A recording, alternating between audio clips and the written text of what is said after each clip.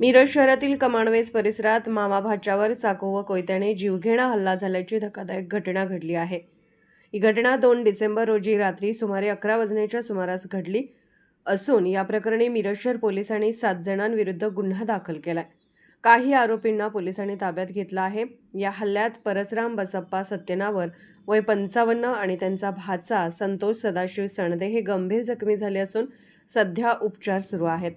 फिर्याद परसराम सत्यनावर यांनी मिरज शहर पोलिसात दिली आहे। पोलिसांच्या माहितीनुसार पिट्या भोरे यांनी संतोष संदे यांची दुचाकी अडवून गाडी हळू चालव अशी दंबाजी करत शिवेगाळ केली।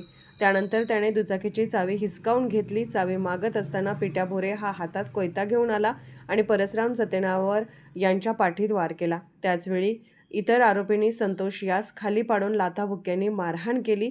यापैकी रुद्र शक्ती भोरे याने हातातील चाकूने संतोष याच्या मांडीत व खुब्यात भोकसले।